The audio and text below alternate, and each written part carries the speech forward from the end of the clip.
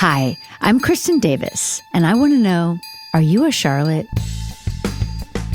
Okay, you guys, today, thank you for joining us on Are You a Charlotte? We have an incredible guest, Ben Platt. He is almost an EGOT winner. He has a Tony, an Emmy, and a Grammy. Everything but the Oscar, which I have every faith he will one day get. You would know him from Dear Evan Hansen, and also Pitch Perfect. He plays Benji. And also he was on The Politician, Ryan Murphy series. I mean, he is incredible. And he has this unbelievable concert at Radio City Music Hall where he basically says that he's a Charlotte. And then he sings a song that he wrote about it. So we're going to talk to him about that and so much more. Here is the incredible Ben Platt. Hey. It's very exciting. I'm so excited to be here. And we have a bunch of similarities or connections. Though I have never officially met Ben, but No, yeah. What I have to start with, though, and I don't know if you are aware of this. Tell me. So I fly a lot. I fly around a lot. And we had one season of the show and just like that where it was during the school year. So I was literally flying to LA every weekend to see my kids. It was hard and I was deliriously tired. So one flight, I'm on the flight and there were some adorable young men on this flight. I was like, they seem familiar. But I was so tired. And we take the whole flight. There's some chatting going on. There's possibly a mother or a mother-in-law. Do you know what I mean? There's some chatting. There's some boisterousness. I'm like, I don't know who they are, but they're super interesting. We get off and I'm like, oh my God, I think that's Ben Platt. Oh, it was me. I think so. And your husband. Was it New York to LA? Yes. I mean, we do be doing that flight. You didn't notice me?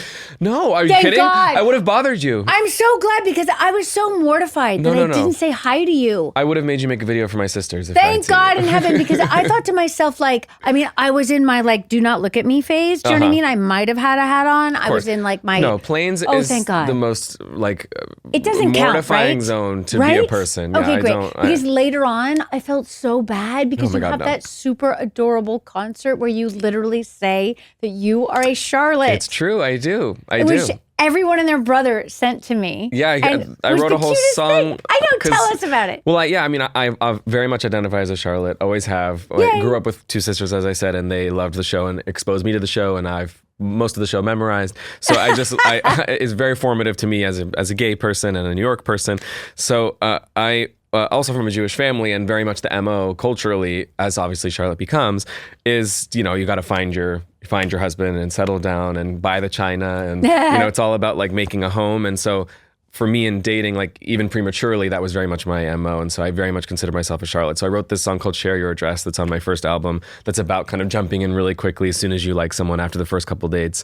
And I always say that it's very much inspired by Charlotte. Oh, which I love so much. And it's so beautiful in the concert. Oh, it's thanks. so, so beautiful. And people kept sending it to me and I was like, this is adorable. It's before I had the podcast. But then I was like, yes, we need to have him on the podcast. Yeah, duh. As soon as I heard this was a thing. Yay! I'm so glad you're doing this, by the way. As someone who loves the show and watches it before I go to sleep, it's just nice to have someone to chat about it with. I do find this whole it's really amazing to have lasted this long in terms of the show being culturally discussed at all. And then obviously we got to go back and do And Just Like That. And then they came to me while we were doing And Just Like That, asked me if I wanted to do the podcast. I had other chances to do a rewatch podcast and I hadn't been ready in a way. Yeah, of course. It seems weird in a certain way to look back and kind of live in the past. Like I didn't want to live in the past. Of course. But I had also never rewatched the show. And in my mind, of course, I love the show. I always love the show. Everyone knows I love the show. But when I rewatch it, I'm blown away by how good it is. Yeah, it's really good. In so many ways. I hate to bring it to you, it's really good. Right? Thank God, right? Thank God. Like, Yeah. It's such a gift as an actor to just luck in, like literally fall into a situation where everybody is trying to do something new and everybody is committed and everyone cares so much. And our writers were so amazing and still are, and so many different things. So I'm so lucky that I did say yes. I'm so thankful that I did say yes. And I so understand that having to have the right amount of time between to like live your life and be a person and separate and then come back to it fresh. And like I so understand that you needed to wait till the right moment to revisit. And now it's very therapeutic, really. I would imagine. Right? It's so interesting. And sometimes I remember nothing. Like this entire episode was new to you? Totally fresh eyes. But when you watch it, does it put you back on the day? Like, do you get flashes of like work days and little random flashes? Things? Because that is the way actors remember things, right? Yes, you always. remember like, I was so hot that day or whatever. Or like you can see me melting. Yeah, exactly. Yeah. I can see me melting. I'm going to see weird details that no one else would see or whatever. I don't even think I do. Yes, I did have flashbacks. Okay, good. I'm remembering now.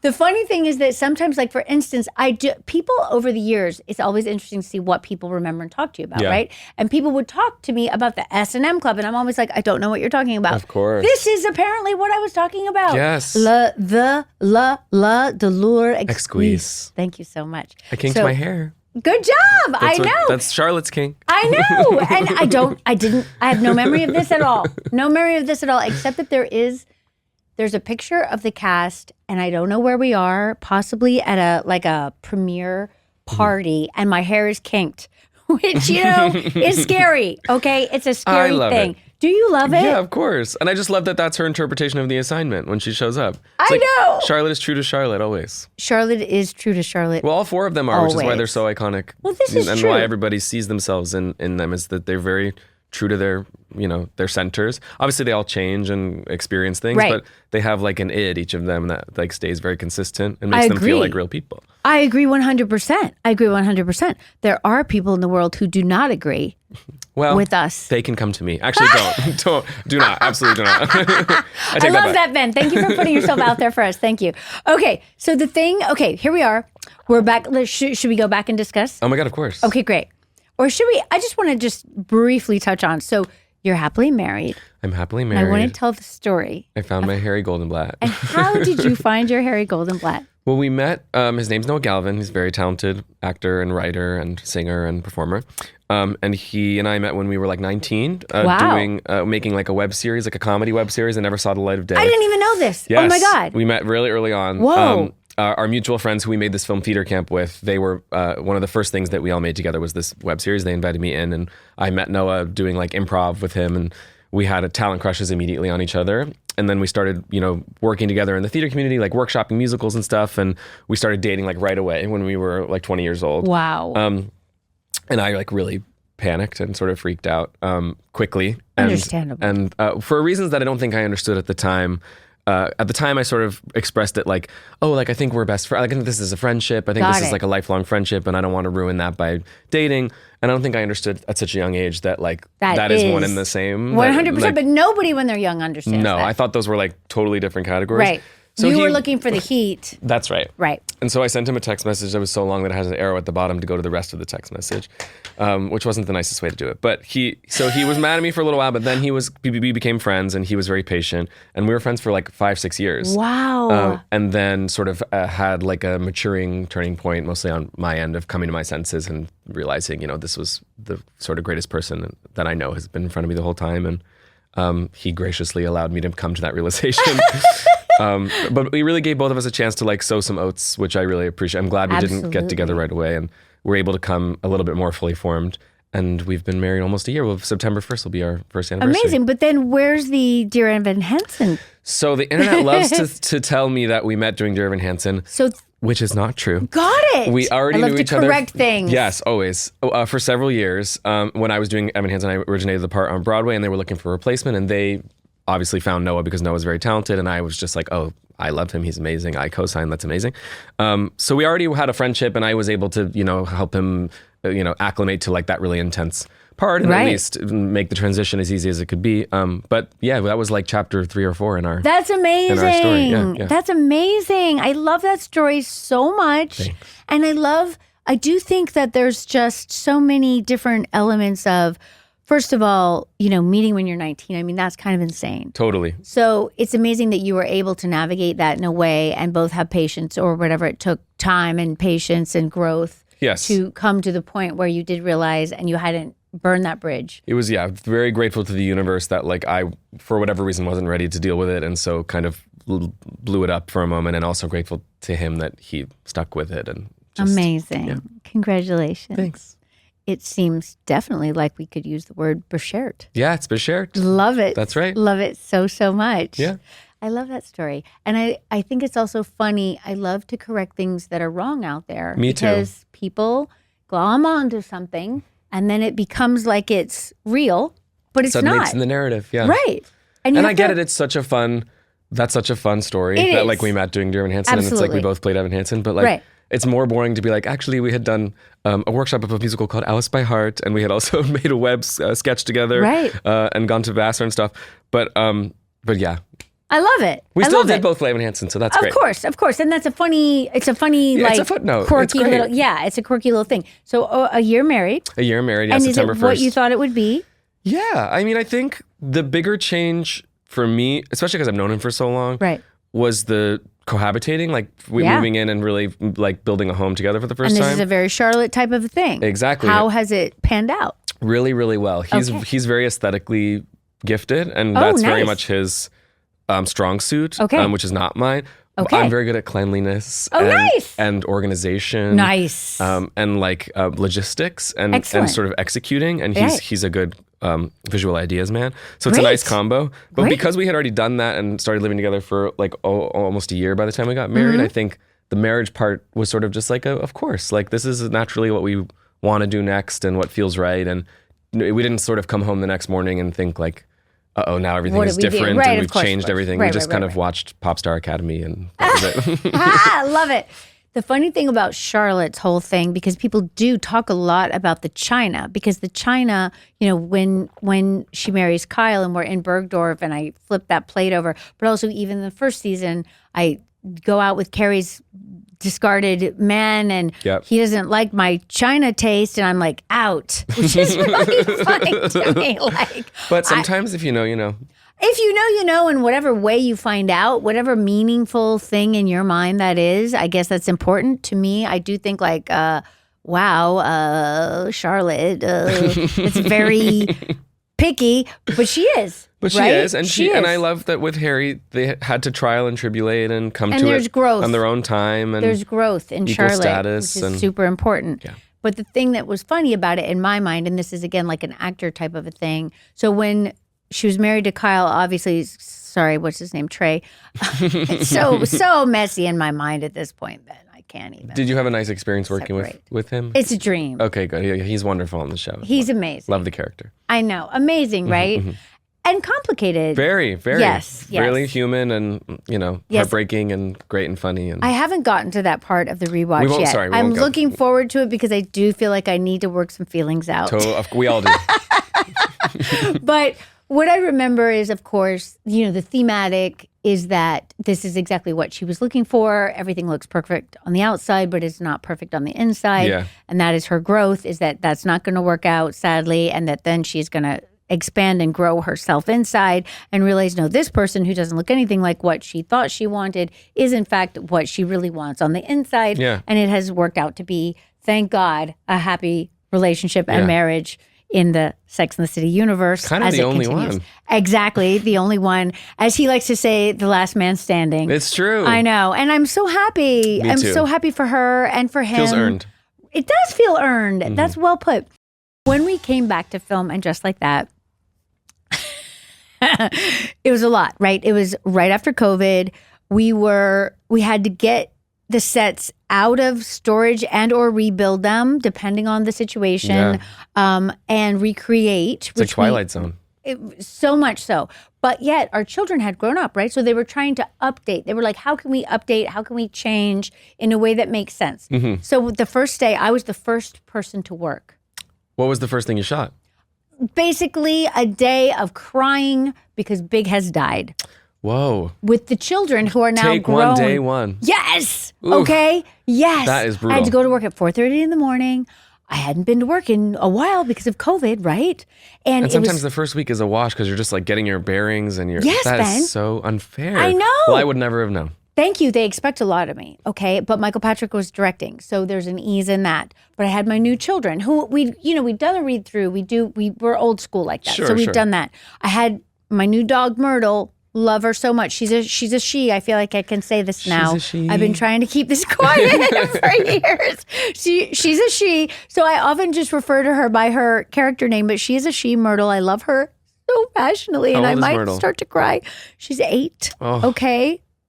We just lost our dog in the spring. His name was George. Here's George. Oh, George is beautiful. George is beautiful. Let's not cry about the dogs because really it could happen. So I'm just going to close my eyes for a second and talk about being at work, going back to work. I'm all so excited, but also so nervous. I have so many important scenes. I have to basically cry for like 3 episodes when we first came back, right? It was a lot of Charlotte crying. And I can do that, but it was still a lot. So I go into Charlotte's set. I'm so excited to see the things that I recognize. You know, she has that beautiful china cabinet with all of her china in it. We know this is important to Charlotte. Then there's this little vestibule where you're walking from the dining room into the kitchen, and it's where there's like kind of desks on either side. Yeah. And they had decided that this was the children's area and that the children were messy. So it was like if like someone's bedroom exploded into a very small area. And I was like, you guys, whoa, what is this? Are you not finished? You know, like setting up? Like we could see this in this shot. They're like, no, that's how it is. Because, you know, the kids are messy. Kids, yeah. And I'm like, but I'm still Charlotte. It's true. They can't be this messy. She wouldn't let that fly. What on earth? And they were like, oh. So this whole conversation has to happen. And I'm like, anxious. So I'm like, no, it can't be like this. You know what I mean? Did they take the feedback? They did. Good. Thank God. Yes, thank God. That's what makes it feel real after all these years. Like Sarah Jessica talks about this too. Just like you guys take all of the details very seriously and everyone. Because you know these women really well. So it's true. like, and everyone on the set also takes all these details really seriously. So it's really interesting.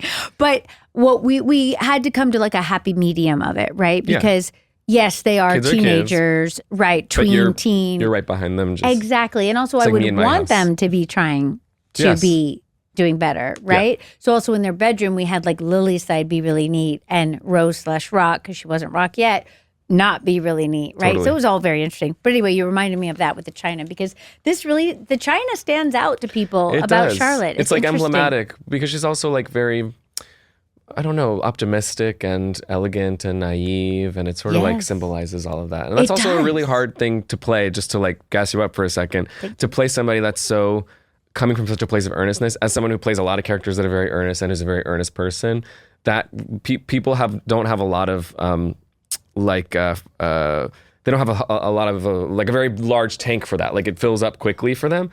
So I think the fact that you made her feel like a real person and sustained the character for so long and let us like go on the journey with her and lived in that space so consistently, it's like a really challenging, impressive thing to do. Thank you so much, Ben. Isn't that an interesting thing about society? Yeah. That people are so funny about kind of like earnest, open-hearted characters. I know. It's one of my least favorite cultural shifts, I would say. Is that like everything is cringe unless there's an apathy to it. I know. It makes me want to cry. Yeah, it's not the best. No. And I feel like people do really, really love Charlotte. They do. Thank God. You know, I do. I'm glad. And I love you. And your characters. And I feel like we have to just keep on. Yeah. You know what I mean? Uh-huh. And even if people want to be critical and say like cringe this, cringe whatever, blah, blah, blah, or she's not believable or whatever it is that they say, you just have to hang on and just do it anyway. Because if it's coming from a place of love and optimism, there's no downside. Right? It's just a add positive to the world. Yes. Thank you. Yeah, of course. That's very healing conversation for me to have at this time. It's true. That's why I identify with her so much. Ask my husband. I'm very earnest in our home.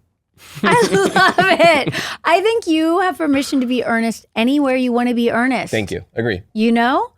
And I want to say also, this is going to be on whatever. It's going to air. It drops after, and just like that is finished. Oh my God, the whole thing will be done. Wow. I mean, I only have the last 2 to see, so I don't want to hear, but I'm very anxious to see. Yes. Yes, I haven't seen either, and you know it's hard. It's hard. Of course, it's a big chapter. It is, and it's a bit of a shock, you know. Mm-hmm. So I'm trying to keep myself together. I understand. Yes. I have this portrait in my family's house of this clown, this like crying clown that was in my grandparents' house. Because the whole I'm thing familiar, of like, yes. so like the end of every show, because since I've been doing this since I was a kid, so every time a shoot finishes, or especially when you're doing a musical for like a year or 2 years, so intense, and you're like breaking with a family every time, it's like it's a whole thing. Yeah, it's like a loss in a way. It is. The good news with this is that we have already thought we were done a few times, and the joy of life is that we're never done in life. Yeah, of course. So everyone was like, "What's it like to get back together?" Well, we were getting back together on the set, but we had been together the whole time. Yeah, these are real friendships. These are life friendships. Thank God. Yeah. You know what I mean? It's very special. The pain is that I love making what we make. Mm-hmm. So it's sad not to make what we make. Of course. Like I would make whatever we wanted to make with these people until I die. Of course. If I was given that choice. Well, when you find a happy, like fulfilling environment, you never want it to. No. Because they're few and far between. It's true. As much as everyone tries to be that in our industry, it's not always going to be that. You're not always going to hit the bullseye, yeah. Yeah. Mm. And I mean, you can have a great time and it cannot turn out well. Or you can make something incredible that everybody loves and it was a miserable experience. Exactly. Yeah. Which often is the case, I find. Of right? course. Like it's hard to find the... Definitely. Anyway, thank you. We're having some therapy on the podcast. That's what I'm here for. I appreciate it so much. Okay, now we're going to go back to this episode, La Douleur Exquise, which aired in 1999, which is crazy to say that out loud, right? I mean, I don't know. I was 6 years old. I love it. I realistically probably watched it somewhere like 2009, 2010. Got probably. it. And how did you start to watch? Was it the sisters had it on? So my sisters watched, especially my oldest sister, Samantha, watched it like in real time. And I always knew it sort of in the background of my life, but I was obviously a little mature for me. And then when I was in like, early high school and figuring out who I was as a queer person and developing my own taste and wanting to watch something that I thought was funny and culturally interesting, and it sort of like came back into my mind. And again, because my sisters, it's always there, like they have trivia games and merch. And so it's always was there in the back of my head. And so I started to watch it. And then I used to watch it every night before I went to sleep and just burn through the series. Love it. And then since then, I can't really count on my hands how many times I've gone through and watched it. Amazing. I probably have it a lot more memorized than you do. Which is great. And that's what I started to say. Also, the fact that it is now comfort food, comfort watch for people. If you had told us this in the beginning, we never would have believed you. Like for us, people were like so upset with us in the beginning, which people forget now, right? They think like, oh, of course. It was amazing in the beginning. No, everyone was like, who are these women? Who do they think they are? I was going to ask that if it was how it was received initially, because my other show that I always return to and that I'm obsessed with is Girls, which is sort of like a metaphorical cousin of the show. And, yes. I think Lena's brilliant. And it was sort of a similar thing where, I loved it the first time around, but where I think people are rediscovering it and reappreciating how daring it was and how interesting and original. And 100%. I feel like this is maybe sort of the same thing of like, maybe we didn't appreciate quite at the time, like to center these women and the way you were centering them. And I think it was so shocking in the beginning. And really, if you think this is something I'm thinking a lot about now, our world has changed so drastically with social media, right? Where literally everyone is a critic and everyone has a platform, right? Mm-hmm. Back then, there were like a handful of white men critics, predominantly, maybe a few others, at the big newspapers. This was the thing, or the magazines, right? So like we knew we had filmed the whole first season before it had aired. Oh, so wow. So there was no pilot situation. It was just... We did film a pilot, and then they took like a year and a half, something, in my mind, too long to pick it up. But they did pick it up, obviously. You shot the pilot and went away for a year? Mm-hmm. So the second episode is a year later? Mm-hmm. I got to go rewatch it with that in mind. Roughly. Sarah's hair is brown in the pilot. Yes, I remember. Yes.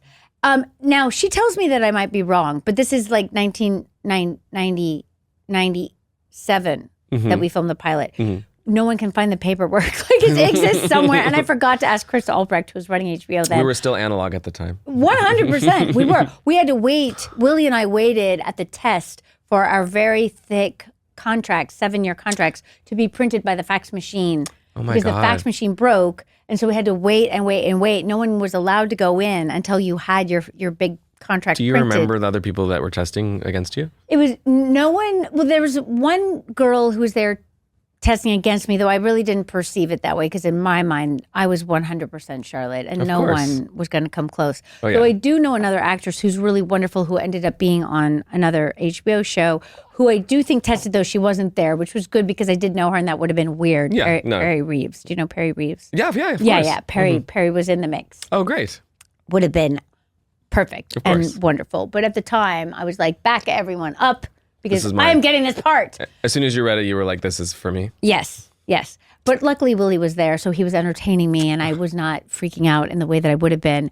And then there was a guy there who ended up he was reading for Mr. Big, but he ended up being Big's toxic friend who would be like, that bitch I divorced. At the dinner at the Il Cantonori thing? I think so. Is he that? He has two toxic friends. He always has a toxic friend. Exactly. But this was like the really handsome guy. I cannot remember his name right now. Anyway, he was there. And Willie was there. And then maybe like two other women. I think like a potential Samantha, because I think at that point Kim had said no. And so people were stressing about that. Anyway, doesn't matter. It was at, the buildings, the tall buildings in Century City, the twin. Yeah. Yeah. It was when HBO was there. Wow. I know. So whenever I drive by, I'm like, oh. The beginning. Anyway, back to the episode. So we are here. And the idea here is that, first of all, I want to say this.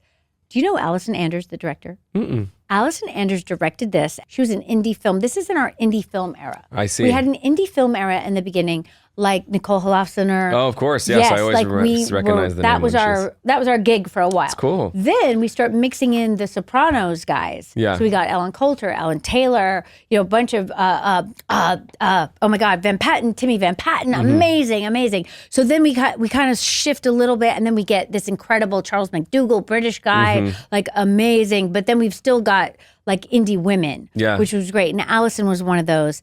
Gas Food Lodging was big in the 90s.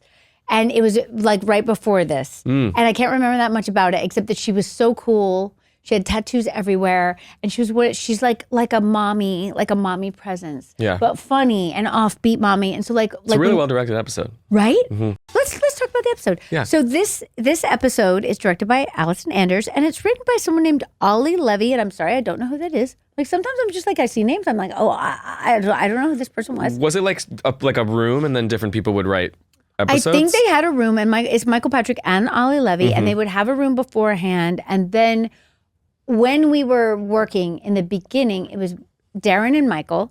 Then Jenny joined.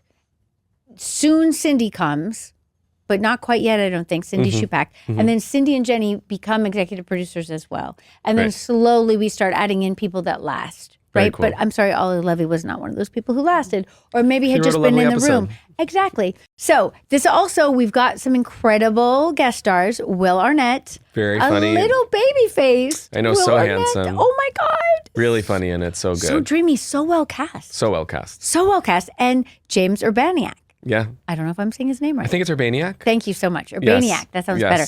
And weirdly, both of those people end up on The Office.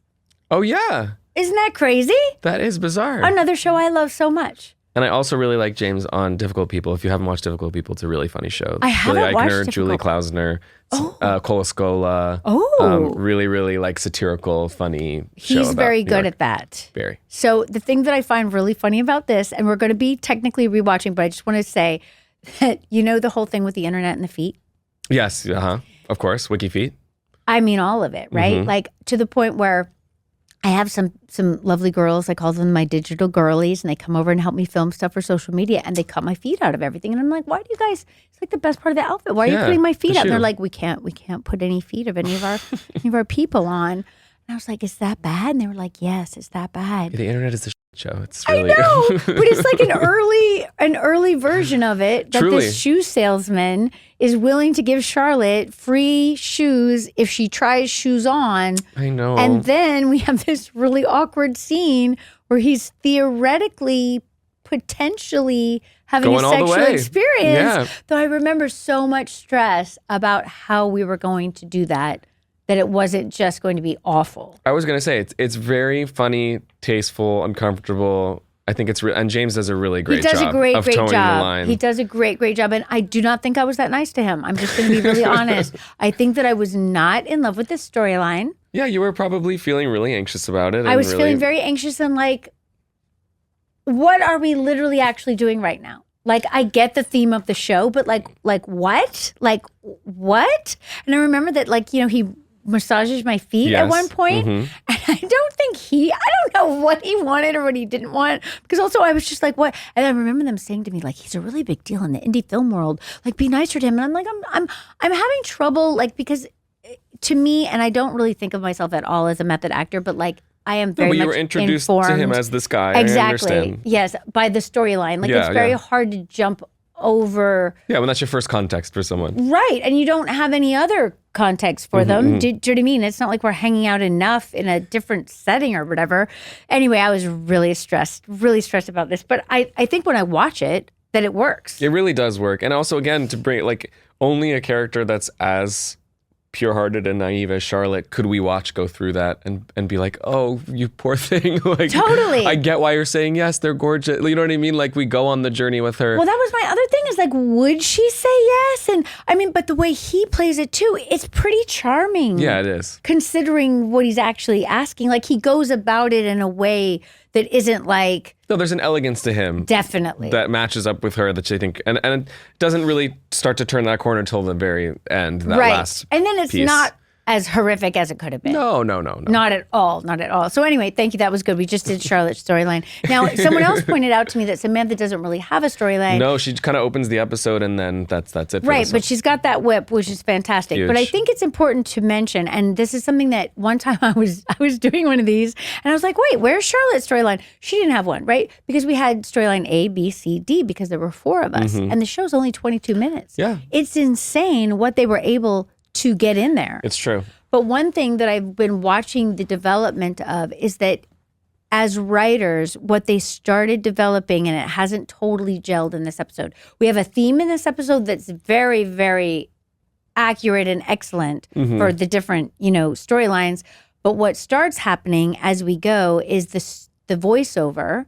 She'll say something like, and then uptown, and they'll cut to me uptown, and downtown they'll cut to Samantha downtown, and on the east side or whatever there'll be Cynthia, and they're really, really quick and they pull it all together. But we're not totally firing on all those right now. So some people might have the D storyline, which is very much less, and so that would have been Samantha. But then usually what we're doing is filming 2 episodes at once so that we can cross-board the locations, because in New York the locations are the thing. Of course. So we can have one restaurant where we're outside maybe that restaurant, and then inside that restaurant maybe we pretend, we might pretend it's a different place, or so cool. we might dress a corner of the restaurant differently so it doesn't look so identifiable. And you probably have a good storyline in the other episode if you didn't have a storyline in the one. But it's hard when you're watching it, of course, to know that or whatever. But it's not like anyone was meaning to leave Samantha out. No, just of course. like no one was meaning to leave But it's still Charlotte finding out. its juice, and like Exactly. there are those magic episodes where it's like all 4 stories are really like inherent to the theme, and they all feel like really irrevocable from each other, and I totally get it. And the reason in this particular episode that there's not as much time is because the Carrie and Big storyline It's a big turning point. is massive. It's one of the biggest turning points. And it is so unbelievably good. It's really good. And Sarah Jessica, if she hadn't been winning awards, which actually at this point she hadn't been, completely needs one for this particular episode. Yeah, really amazing. I mean, let's just start with the meme. It's a very popular meme. Carrie at the door with the hat. And the whip. As well it should be. And can you believe his reaction? Like that's kind of why they're so special together, because he lets her come to him. It's so bad. Which makes us hate him. I hate him so much. I want her to beat him with that whip. But then we get it, because we're like, listen, we've all been there. Totally, we've all been there. We've all been there. Wanted to be the chaser. And I didn't know this was a meme, but I totally get it. Oh, yeah, it's big. You'll search it after we do this. Okay, I will. Because her in that outfit with that whip and that hat is good. Because then she appears at the door again with the beret and the McDonald's. Right. Which is also a meme. Which I totally get that one. So I get them both. But the thing that's funny with the Big thing is, so when I first started with the first season, I'm like, Big is so awful. Big is so awful. It was really this huge thing for me because I had never second guessed it ever. Obviously, I was in it. Yeah. But obviously, we've all known Bigs and or different versions of Bigs. Of course. We still know them. Men. Yes, right? Yes. It's like very fucking true still. Yes, yeah, of course. It's so annoying. Of course. So I'm very identified with Carrie through all of this, right? We all are. Right. And that's why she's such an incredible character, and whoever wants to criticize her can just whatever. I think a lot of that comes from people recognizing things within themselves that they don't like, that they see mirrored by Carrie. How and mature. So How mature. Say it again. I love heroes that are complicated, much like, not to always bring it back to girls, but much like Hannah Horvath on Girls, who also does a lot of challenging things, but we all do challenging things. 100%. Anyway. And it might be hard to accept those sides of ourselves. But that's a much more interesting person than just perfect. Absolutely. Well, also, we would never have a show. No. Like, have you seen there's some guy on Instagram and or TikTok who is like, this is how people want Carrie to be. She's no, like, I need to find this. It's really, really funny. He's like, I'm going to call my therapist. I'm not going to call my friends and talk to them about big. I'm going to call my therapist, and I'm not going to go shoe donate shopping. all my shoes. Exactly. It's really, really entertaining. Anyway, back to the show. So what I love so much. So, okay, we start the show.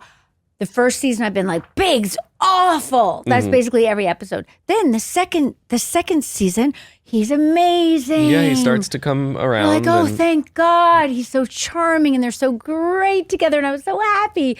Then we have this beginning of this episode. She's there in that outfit and he's just like, blah, blah, which obviously then is the engine that, pushes her to the wall where she finally says all the things she's been wanting to say and realizes her own issues in terms of trying again and again and again to get him to do to be considered in his life in a real way. Absolutely. Oh my God, you're hired to be here every week, Ben, with these insights.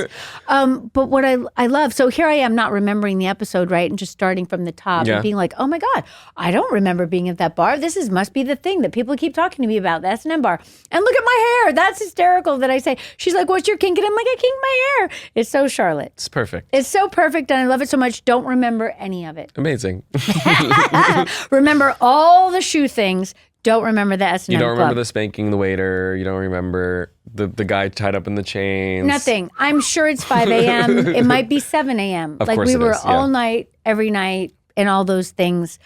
I have no memory whatsoever, which is interesting because you'd think I'd remember that. No, it kind of makes sense to me that like the things that we would consider to be the like shocking, like, oh, you must remember this like salacious thing. It's like, no, you probably remember this like two-hander thing that you couldn't get and it was 4 a.m. Like, you know Definitely, what I mean? It's the random stuff that you remember. It is true. It is true. And also, I think because I was, nervous and confused about my own storyline that took my attention. And I also do remember the scene that you're talking about where it's the three of us walking and talking because I was so excited to be there because sometimes Charlotte's left out. Yeah. And I was like, I'm here in the middle. It's wonderful. Like, even when we were doing it just like that, if Miranda and Carrie had a walk and talk, I'd be like, why am I not there?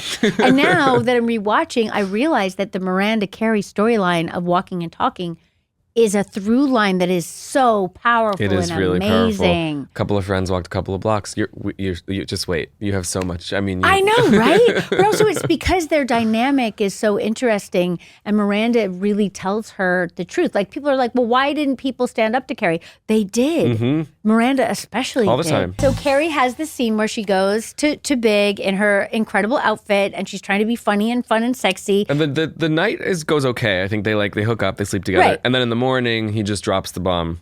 That he's going to Paris. Go to Paris for months. Right. She asks him if he wants to do a Hampton share because Charlotte has asked her to do a Hampton share. And he says, oh, I can't because I'm going to Paris. And she's like, what? And she's standing on the bed. Yeah. And then she leans forward, which is so cool and So interesting because, most directors would be like, don't stand on the bed. But this is why the show is so awesome. Yes. Right? She's standing on the bed in her cute vintage slip, which I love so much. And she is so good and so deeply upset and thrown and trying to hold it together. She's really good she's an amazing actor altogether, yes. but she's really good specifically at receiving information, which I always think is a really hard thing. Yes. Information that as a person, as a human being, you already know. Yes. Like making it feel like it's being heard for the first time. Yes. She's really expert at that. She is expert at hearing it and also expert at covering. But also, it's just enough covering that the audience is with her. They know what she's going through. Right. It's a very, very fine line to walk. And she's amazing. Yeah. I mean, I always knew this, but rewatching, I'm like, even more, wow, wow, wow. Okay. Then he says, oh, yeah, it might be for years. He's such a dick. I'm sorry. I'm so mad at him. I know. I get so mad at him. It's the avoidant. It's the emotionally unavailable avoidant. It's just the way. It's the way.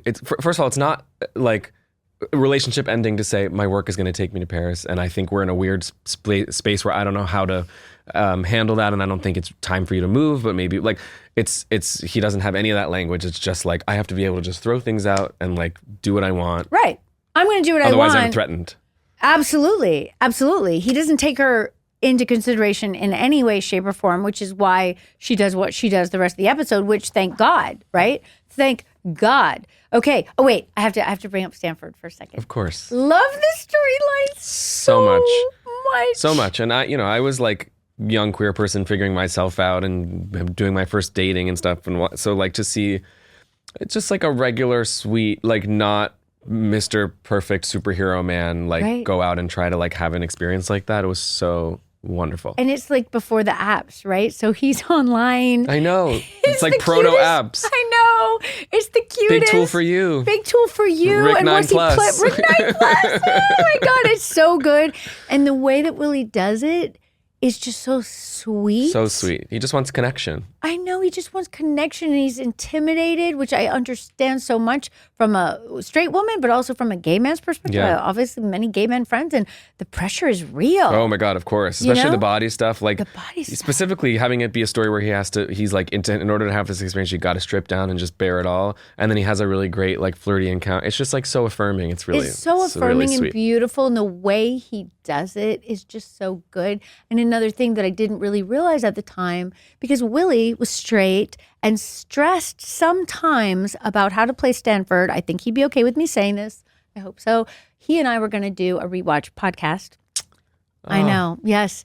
The week that we decided to do, and just like that, we were supposed to sign our contract. Wow. I know. Let's not cry together. It's going to be bad. I'm going to have trouble. He's around. I know. So we were going to do a rewatch podcast, which would have been so much fun. Yeah. But he was really worried because he thought he was going to get in trouble because he had like no filter in life. Did you get to work with him? No, I just admire him from this, but never got to. Oh my God. Incredible human being and funny and cutting, like super smart and cutting in life. That comes across. Yeah. I mean, Stanford is incredibly sweet compared to Willie. Willie was sweet, but like could also like cut to the bone. Do you know what I mean? Sounds like my husband. Oh, love it, love it, love it. So we were going to do this podcast together, and he had said to me after we ended up doing And Just Like That instead, basically it seemed too weird to do both at the same time, and we didn't think we'd have time, which is true. And I didn't know that Willie was sick at the time, though Willie knew.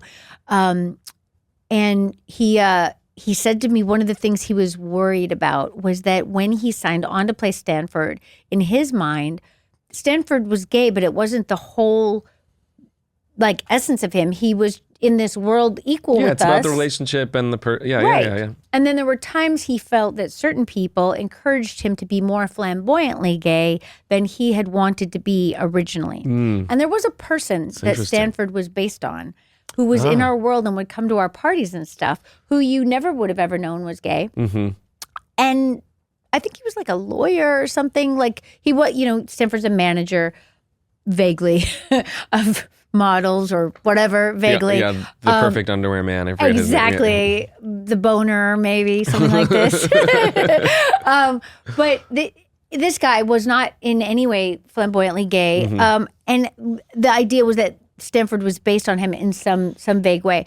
And so Willie's struggle in the beginning was that sometimes people he felt would come up to him and be like, gay it up. And he felt like, is that right? Is that wrong? I don't know what to do. Yeah, I understand. And he was worried about talking about that because he didn't want to like ruin Stanford for people or make people uncomfortable about it. But when I look back on his performance, to me, it's just the most beautiful balance. Yeah, I think it's so well calibrated. Right? And I'm not, I think it's like a snowflake in terms of the whole like queer people playing queer people, straight people playing queer people. I think it's case by case. Clearly there was plenty of queer people in the creative like space making this feel like a real person and writing him as a real person. Clearly Willie's coming at it with a lot of talent and humanity. Like in this case, I see it as such a positive representation of somebody who's also like, or neurotic and nebbishy like me. So obviously I connect to him, but just in terms of like an actual person who's not just, I love a snarky gay assistant who's there to just be a snarky gay assistant, but Stanford's like a whole person. So I really couldn't agree more. I'm so glad. I'm so glad. You're the first person I felt safe to talk about this with. I'm so glad. We should do this once a week. Me too. I mean, I really like, because he's not in the show enough in the beginning, right? Like he comes and then he goes, and usually I'm just like awed by just looking at his beautiful young self, you know, and remembering him. But this episode, because the storyline is so beautifully written, it really I love the two of them me. in the apartment drinking the martinis and him being honest about it with Sarah Jessica. Just like, and you can so feel many times with my girlfriends, right? You know, that's and you know they're friends from like when they're in their 20s, and you so feel it. Oh my God, yeah. And she can't stop laughing. Yeah, it's so adorable. It is. I'm so glad it's on film. I mean, me too. Isn't it a beautiful thing? It is. That girl and gay best friend relationship is a very sacred, special thing. Sacred, special thing, 100%. And just like Anthony, but that's not this episode. But they all matter. Of course, you know, and they're all different versions, and they're all real to us, and we all have them. Thank God in our lives, and it's so important, so important. Okay, I'm going to really try not to cry. I don't know if I'm going to do it. Okay, let's get to Carrie and Big, because it's super important. This whole episode is so incredible, and I so relate to Carrie, and I so think Sarah Jessica is just fucking brilliant. Yeah, I agree. Like, so incredibly brilliant. And at this point in her life, she's happily married to Matthew. So it even still, like, awes me, the depth that she's pulling from. You know, and when she throws that hamburger, which we're not at, I mean, it's so good.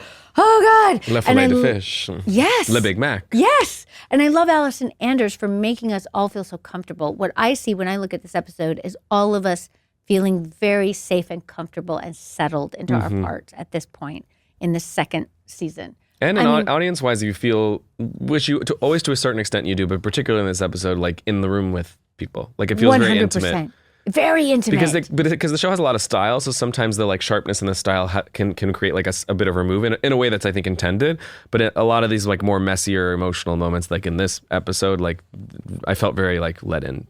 100% let in, and I think a lot of that is Allison. Yeah, I think she was so chill and laid back, and I can see that in Sarah. Like there's a take where Sarah's got her computer, but her legs are on either side, and the camera's behind her. Like it's creative and fun, and Sarah Jessica loves that stuff. You know, like give her props, let her do weird things with her body. Like she knows how to make a space feel like she really lives in that space. 100%, because she's like a very physical actor. You know, she's intellectual and physical. It's very interesting. It's very, very interesting. It's so interesting to watch your friends too. Yeah, you know, because you know them. Right? That's the best. I mean, especially watching a friend you love and respect. Like I made this movie theater camp with Noah, with my husband. Yeah. And being part of the, you know, the cut process of that and, you know, shooting and like just watching him work, like it can be a really challenging thing when you're watching a friend or your person when there's not a belief in them or like there's like a criticism, you know what I mean? Where it's like, it's not a talent that you really believe in, because it's that makes that line is hard. That's hard. But there's nothing more special than like someone you love as a person and you can really admire that they have a special ability at the same time. Absolutely. Okay, so here we are. We're with Carrie and Big. Oh wait. Should we talk about the Will Arnett, because that's a pretty funny storyline. So good. And so New York. But I know what you're saying about the episode, sort of like it that storyline could kind of go anywhere. Totally. It's just its own little pocket episode. It is. It's not totally a game. It's kind of a game. So funny. Right. It's so funny. He wants to have sex in public places. So they meet at a bookstore, basically the Strand on the street. Yes. Talking about biographies. So he takes her to where Mark Twain wrote, which I think we all know as New Yorkers. Like it's right there. We've all been there. I've never had sex there. And he wants to have sex there, which is funny. And then they have sex in a cab, which is... That's a bit of a stretch for me. And she says, take 9th Avenue. Yes, which is very, very, very Cynthia, though she wouldn't be having sex in the cab, but she is very directing of the drivers. We can suspend disbelief for the show that they somehow made it happen in the back of the cab. I mean, look, I'm sure people have. Of course. I have definitely made out in the back of a cab. One of the best places to make out. Definitely, but not the rest. She's a great on camera maker outer, Cynthia, I will say. I think she's amazing. I mean, she's an amazing actor. Fear. But she has no fear. She's not concerned. Whole hog. 100%. In a sometimes anxiety-provoking way for me as her friend. Of course. Yeah, I would be like, is anyone protecting her Conserve in that yourself. moment? You know what I'm saying? Because there's no intimacy coordinators, as we know, back in the day, just whatever. And she's like, yes, I'll do it.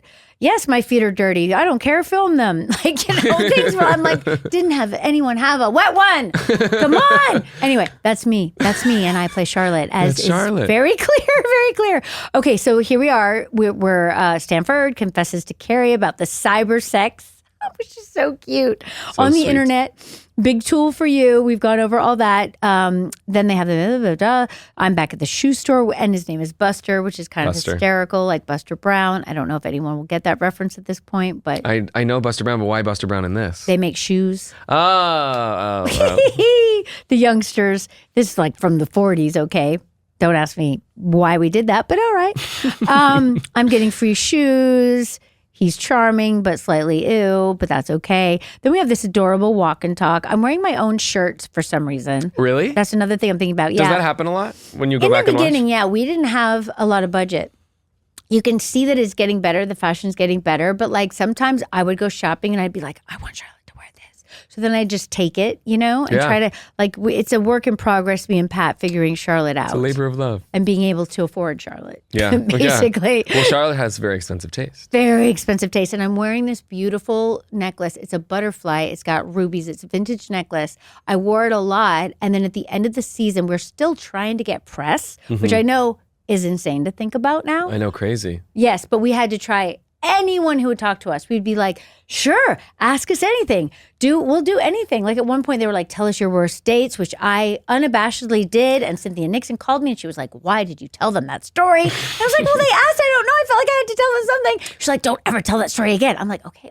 Well, now it's like the currency, not to get off topic, but in terms of like press tours and stuff, it's like that becomes more important than the movie or it's like 100%. It's like, Ben. what stories are you telling and are you cool on camera and is it viral and is it the it's tea? Crazy Town. It's like, what about the movie? Yes, right? Yeah. Totally true. I feel like we were on the forefront of that happening. Totally. But we understood because they were trying to relate it to the show. You know what I'm saying? Like you as people, which is the lasting power of the show. Yes. Right? But then you're also giving up your personal stories to whoever it is who's going to present it however they're going to present it. I think now the good news is you have more control because you have your own social media, etc. I'm only going to ask like a few fan questions, I promise. Go for it. But how far into it was like being yourself around New York like no longer possible? Like, you know what I mean? Yes, I do know what you mean.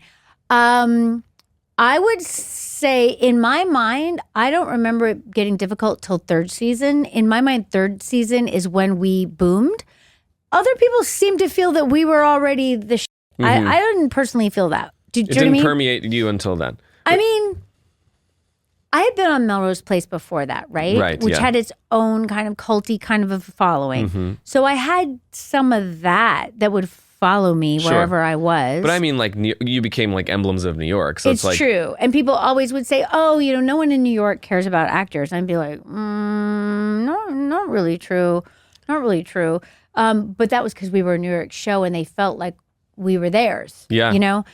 But I also feel now, well, no, it's different. See, like in LA, I learned where to go and where not to go. Yeah. Right? Like Brentwood, really easy. Yeah. There's a lot of actors in Brentwood. It's cool. LA's so segmented. Like in New York, it's sort of like you're out, you're out. You're out. Absolutely. But there was a time where I realized I cannot walk down Madison Avenue. Yeah. And that kind of sucked. Yeah. You know what I mean? But like if Charlotte I walk loves down, Madison Avenue. I know, right? Like if I walked down Madison Avenue, if I actually wanted to window gaze or shop or whatever, I couldn't get anywhere. You know what I mean? It was frustrating. Small sacrifice. Yeah, it was totally fine. I just had to be creative. Yeah. You know what I mean? There was one time, and then I'm going to have to get back to the show because you're too fun. There was one time we were shooting somewhere near Barney's, and Sarah Jessica said, hey, do you want to go shoe shopping on lunch? And I was like, definitely. She said, let's leave our security behind. I was like, okay. This is later when we got security. At this point in time, we're just out there. Our trailers would be on the street with our characters' names. And one day someone knocked on my door and I thought it was an AD. So I opened the door and it was some guy, fan-ish type person asking me, and I was like, well, I shouldn't be talking to you. And I had to shut the door. Yeah, it was like kind of cuckoo. We changed all that as time went. But the time that Sarah Jessica wanted to go to Barney's, we thought we could lose our security guys. We each had one at that point. Q was mine. Love him very much. Khalid was hers. And she told Khalid she was going to have lunch in her trailer and he could go have lunch. Tricky. And then she snuck over to mine and we went, but Q followed us at a distance and we didn't know. But it was a good thing because we get to Barney's at lunchtime and we're trying to try on shoes. It's so stupid, right? Like right in the... It's so dumb. It's lunch hour in New York City at Barney's. It's packed with women and there's just a crowd around Of course. us. And you're trying on shoes at that. I know, it's so stupid. And at one point, Q was hiding behind a pole and we just see him like, do you need me? We're like, yes. Just so we could get out of the building. The lengths you'll go to for shoes. I know, right? And Barney's. I mean, it was fun. We were just trying to be girls for a minute. Barney's. I know. Okay, back to the episode. Okay. Oh my God. You're too much fun. Okay.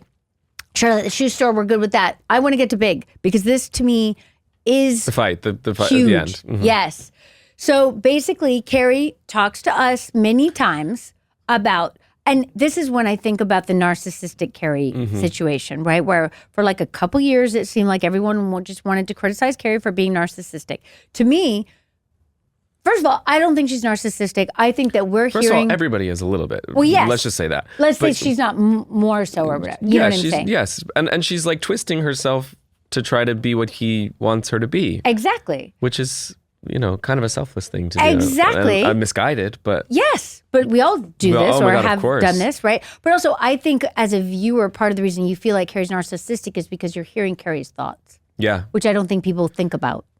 Like you're It's true. in her head. We're getting the whole internal monologue. Right. So it's like if we were hearing that for each girl, we'd probably say the same thing. Exactly. Because everyone's internal monologue is narcissistic. That's kind of and important. She becomes like such an omnipotent narrator that she's sort of like helping us craft our judgments of what's happening with the other women. Absolutely. That's a great point. Thank you so much. much. Never thought about that. Thank you so much. So in this particular episode, she's like almost sending herself up in terms of like, there's all these quick cuts where she's like talking to me and talking to Samantha and talking to Miranda and Big, and I just kept trying to be what he wanted. Like she's just going on and on and on. And it's actually really, really funny because it's like an exaggeration of what everyone complained about later on, whatever. The first reaction is like her banging the table in the diner with you guys being like, I can't believe I'm here again. Yes. And then she does like the 180, she like calls him drunk and like, makes the wrong move and then does the 180 of like, being embarrassed and feeling ashamed about that. And so then she's back with you guys and being like, yeah, actually, you know what? Like, it's Paris. Like, it'll be great. Like, I'll go visit him. And she's taking, because that's what Charlotte said originally. It was like, what's the big deal? You can go to Paris. Yeah, she does her she like goes through her 7 stages while waiting for him to come back. It's like, we've all spiraled exactly that same way. That's so right. Does she call him in this episode? Yes, when she gets drunk with Stanford. Yes. And that scene that I love. Thank God you've watched then it so much. she calls him and it's like, 4 a.m. in Paris and she like is saying like a real thing and is like trying to be like, you're not considered. She's trying to say what she later says, which is like, you can't factor me into your life. Yes. But because she's drunk, it just doesn't come out well, and she gets really embarrassed by it. And then I think he's cranky because he's asleep. And exactly. And so suddenly she's like, am I gonna lose him? And so let me try to reframe this. And then she's with you guys walking and she's like, you're right. Like this. What am I freaking out about? Like, what's the worst thing about going to Paris with your boyfriend? Right. Just like doing her own like mental gymnastics to try to make it work with this guy who's giving her like nothing. Haven't we all been there? So much so. And then he comes back. So that's when she comes in her adorable beret, her French outfit. Someone asked me, how did Paris become this through line with them? And I think it's all just because we all love Paris. I mean, I would have to ask Michael Patrick, this is, I guess. I think, the first time we hear about it. This is the beginning of what's going to be a very, very, very long through line. Of Paris. Yes, I don't even want to say how it ends.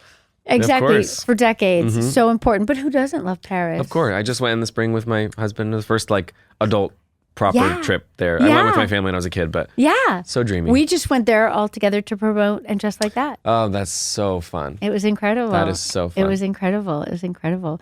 So he comes back. She's wearing her beret. She has the Big Mac. Yes, the Filet-O-Fish.